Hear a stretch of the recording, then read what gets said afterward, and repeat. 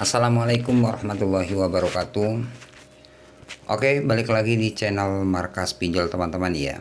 Di video kali ini saya ingin menginformasikan lagi tentang gagal bayar di aplikasi kredit pintar ya. Jadi lama sekali teman-teman saya nggak update tentang aplikasi kredit pintar ya. Jadi di video kali ini saya akan update atau berbagi informasi tentang gagal bayar di aplikasi kredit pintar ya. Nanti untuk aplikasi kredit pintarnya ini daerah mana nanti saya akan jelaskan teman-teman ya. Oke, tanpa lama-lama langsung saja kita buka aplikasinya dan kita lihat sama-sama teman-teman ya. Soalnya saya lama juga nggak pernah buka untuk aplikasi ini ya. Oke. Oke teman-teman, nah di sini teman-teman ya, ini sudah kebuka ya untuk aplikasi kredit pintar ya.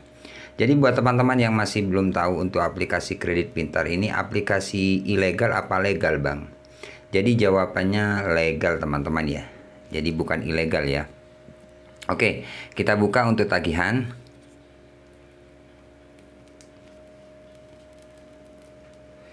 Oke teman-teman, nah di sini teman-teman ya untuk tagihannya ya.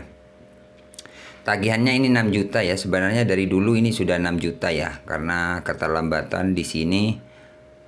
Nah, di sini ada dua tagihan ya, dua tagihan jatuh tempo, denda jatuh tempo. Ya, jadi dendanya itu 2.187.000. Jadi mencapai 6 juta teman-teman ya. Ya, jadi dendanya itu 2.187.000 ya. Jadi totalnya 6 juta sekian-sekian ya. Nah, di sini ada dua cicilan ya. Cicilan yang pertama itu sudah bukan telat sih, gagal. Sebenarnya ini 365 hari ya. Kalau 365 hari itu 1 tahun. Sebenarnya ini bukan 1 tahun. Tapi ini sudah 1 tahun setengah nggak dibayar ya. Sampai sekarang nggak dibayar. Nah, untuk cicilan yang kedua sama ya 365 hari. Mungkin dari pihak aplikasinya ini otomatis ya. 365 hari itu. Misalkan kita telat 2 tahun ataupun 1 tahun setengah itu nggak akan bertambah untuk keterlambatan. Jadi stop di 365 hari itu ya. Oke. Nah, sejauh keterlambatan ini teman-teman, untuk resikonya seperti apa bang? Jadi misalkan teman-teman baru telat bayar di aplikasi kredit pintar, sudah pasti kalian dihubungi di WA ya. Atau kalau kalian sudah telat 1 minggu 2 minggu biasanya ada semacam kayak teror.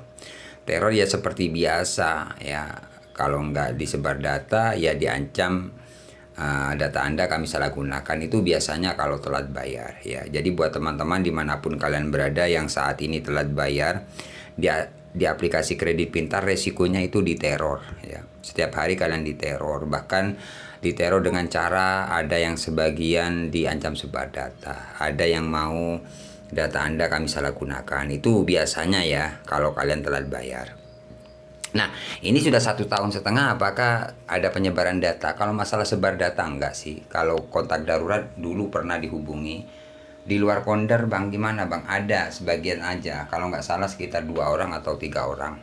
Tapi kalau buat saya pribadi itu wajar ya. Jadi seperti itu teman-teman ya.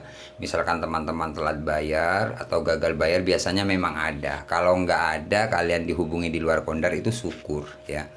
Jadi intinya kalian harus siap-siap yang telat bayar ataupun gagal bayar. Misalkan dihubungi di luar kondar itu sudah biasa. Tapi tidak banyak, mungkin 1 orang atau 3 orang lah ya. Kurang lebih seperti itu teman-teman ya. Jadi teman-teman biar paham juga ya untuk resikonya. Kemudian kita bicara tentang DC ya. Kredit pintar ini memang ada DC lapangannya teman-teman. Memang ada. Tapi tidak semua teman-teman yang telat bayar atau gagal bayar itu didatangi oleh DC kredit pintar ya. Nah, untuk salah satu aplikasi ini sejauh ini tidak ada yang namanya DC datang ke rumah ya. Sampai sekarang ini sudah 1 tahun setengah ini tidak ada DC, nggak ada. Memang dulu pernah dapat WA, telepon, dikirim video, dikirim surat, itu pernah, sering banget. Tapi nyatanya sampai sekarang nggak didatangi ya. Kalau saya pikir kalau kita gagal bayar di aplikasi kayak kredit pintar, misalkan 1 bulan nggak didatangi DC, 2 bulan pun nggak didatangi, 3 bulan pun atau 4 bulan nggak didatangi, sebenarnya kalau ke atas 5 bulan atau 6 bulan sudah nggak datang sudah. Kalau memang DC itu ada loh teman-teman. Ya, jadi buat teman-teman yang saat ini telat bayar, misalkan nggak didatangi DC Kredit Pintar 1 bulan aman, 2 bulan aman, 3 bulan aman, 4 bulan baru aman. Kalau ke atas itu sudah nggak didatangi, sudah nggak gitu loh. Kalau DC itu memang benar-benar mau datang. Nah, kalau untuk pengalaman saya ini sejauh ini aman, nggak ada namanya DC. Kalau dapat teror WA, DC mau datang, tim kolektor mau jemput dana sering banget. Bahkan dikirim video sering banget. Tapi alhamdulillah sampai sekarang aman-aman saja. Ini daerah mana, Bang? Ini daerah Jawa Tengah. Sampai sekarang nggak dibayar. Ini. Tapi nyatanya DC nggak datang-datang, nggak ada yang datang.